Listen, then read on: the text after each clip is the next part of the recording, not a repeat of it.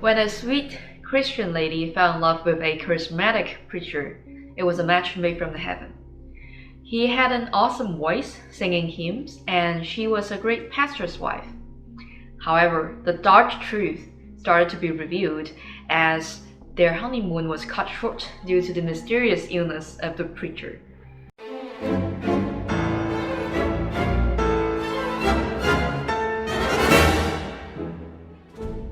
Hello, welcome to Missing Piece. I'm Dr. P. Today we'll talk about the Black Widow, Blanche Taylor Moore, an American convicted murderer who has been covering up her deadly poison by the good old-fashioned Southern hospitality. She is awaiting execution for poisoning her boyfriend to death and is suspected in the death of her father and her first husband. Let's take a look at this Black Widow. Blanche Taylor Moore was born between Flonnie Blanche and Parker Davis Kaiser on February 17, 1933. She had an unusual childhood. Her father was an alcoholic and had an issue with gambling. He even forced her into prostitution to pay off his gambling debt. Later, he sold a house and eventually abandoned Blanche due to the debts. This left a huge stain on her possessions of men later down the road. In 1952, Blanche married to James Napoleon Taylor, who was a veteran and a furniture restorer. After marriage, they had two children, one in 1953 and another one in 1959. However, James unfortunately had the same issue as Blanche's father Parker had previously: alcohol and gambling. Contrary to her husband, Blanche worked hard to live through the conditions she faced at the time. She started working at Kroger as a cashier starting in 1954. And with her diligence and hard working, she was promoted to the head cashier, which is roughly equivalent to the customer service manager nowadays. So this position, the head cashier, is the highest possible position for female employees at Kroger at that time, which shows how she lived differently from James. As Blanche flourished in her career, she became more and more disappointed at her husband James, and eventually she began an affair with Raymond Reed, the manager of Kroger's store at the time, in 1962. Raymond and Blanche kept the relationship unnoticed until the sudden death of James in 1973. James Taylor died on October 2nd, 1973, and his cause of death was reported to be heart attack, which is similar to how Blanche's father Parker died 7 years earlier in 1966. Speaking of her father's death, she was described to have taken care of him well until his last day, despite the history and terrible childhood memories she had. Anyways, she began a relationship publicly with Raymond shortly after James' death. However, their relationship didn't last forever and had soured in 1985. She supposedly started another relationship with Kevin Denton, who was a regional manager from the North Central North Carolina area. However, this relationship ended, and she filed a sexual harassment lawsuit against Kevin and Kroger in October 1985. The case was closed 2 years later, as Kroger settled a $265,000 to Blanche with Kevin's resignation. During her lawsuits against Kroger and Kevin, she met Rev. Dwight Moore, who was the Moore's pastor in a rural Alamance County, and began their relationship. Another love affair while she was with Raymond. She hid the relationship with Dwight, as her lawsuit against Kroger maintained.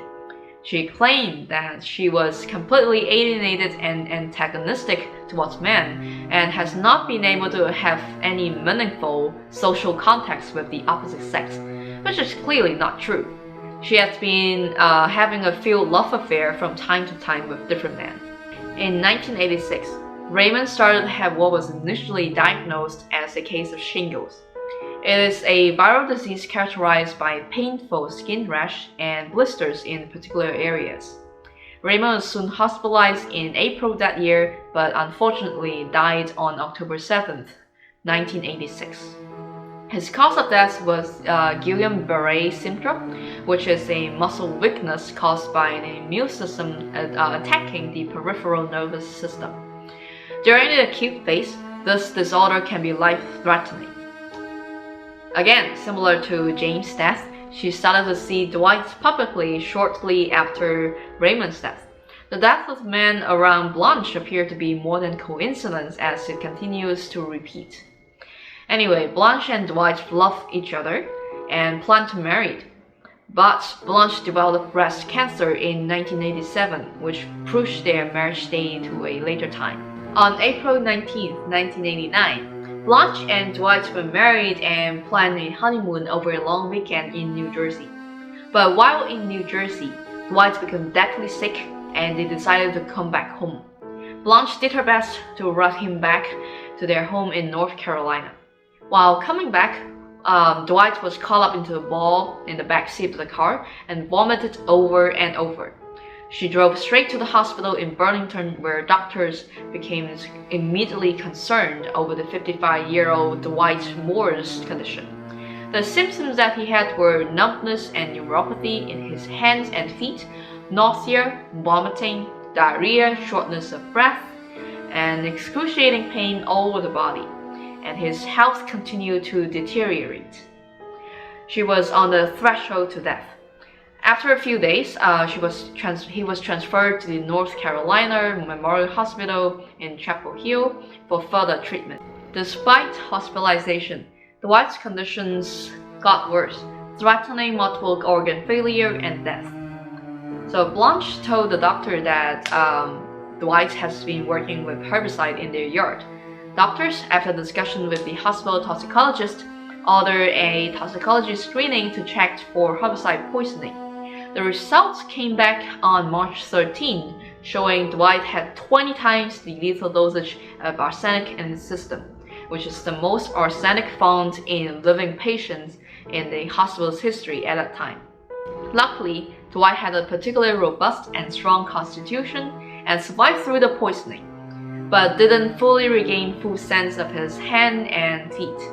A shocking findings, doctors and the hospital notified Dwight's toxicology results to the police department and the North Carolina State Bureau of Institution for further investigations. Dwight mentioned that he became severely ill after eating the food that Blanche had given him.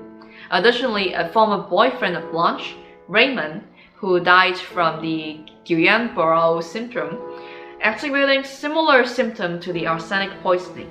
During the investigation, investigators also discovered that she had tried to change the pension of Dwight to make herself into the principal beneficiary. So something fishy is going on here. Let's take a further look into the case. With these revelations, the investigators ordered exhumations of her first husband, James, Raymond, and her father, Parker.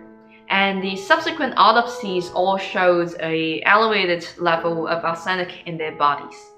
The level of arsenic found in James and Raymond were determined to be fatal, which led to reclassifying their death to arsenic poisoning.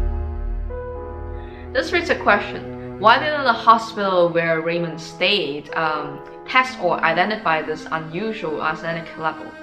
Well, frankly, they did. Doctors at the Baptist Hospital where Raymond was admitted in 1986 conducted a toxicology screen for him at the time. But on the day the test results came back, the resident doctor who was responsible for Raymond was rotated to another hospital, and the new resident doctor never passed the results out the chain of command. However, that toxicology result also revealed a high level of arsenic in Raymond's body, with many evidence pointing at Blanche for potential poisoning and murder. She stated that both Raymond and Dwight were depressed and could have taken arsenic themselves, which investigators found very unlikely. Furthermore, investigators found out that she was staying with Raymond around the same time she began dating Dwight, which raised further questions about her potential involvement with Raymond's illness and death. Blanche was eventually arrested on July 18, 1989, and charged with first-degree murder for the death of Raymond and James, as well as assault with deadly weapon for poisoning Dwight. The trial opened on October 21st, 1990, but she adamantly denied ever giving food to Raymond. But numerous witnesses testified about her daily trip to the hospital bearing food, which revealed her statement to be false. On November 14, 1990, she was convicted, and on November 17, the jury recommended the death penalty. Prosecutors dropped the charges in cases of James and Dwight after she was sentenced to death for Raymond's murder. Later, on January 18, 1991, the presiding judges concurred with the jury and sentenced Blanche to die by lethal injection. So the case closed with her death, right? Actually, no. She is currently at the North Carolina Correctional Institute for Women as prisoner number 0288088. Her health issue in the prison has required Blanche to undergo both chemo and radiation, and because of the automatic appeals in progress, she has been able to avoid the death penalty for over 28 years. Until today, she claimed her innocence. She spends most of her time writing music and poetry in the prison. This notorious Black Widow was publicly introduced in both book and film. Author James Woodsy wrote the book entitled Preacher's Girl in 1993, and the television film based on the book entitled Black Widow Murders, the Blanche Taylor Moore story, was played in later that year. What do you think about the Black Widow? Gruesome? This is a short story, and it's pretty clear that Blanche was the one who poisoned the man around her. Usually what happened in one's childhood would have major contributions to what one can become later in their life. Why she killed her husband and boyfriends were not well understood, but Blanche's tragic childhood may have deprived her ability to have romantic and positive relationships with the other sex. This is the end of our Black Widow story today. Please subscribe to our channel if you enjoy mystery and true crime stories, and see you next time.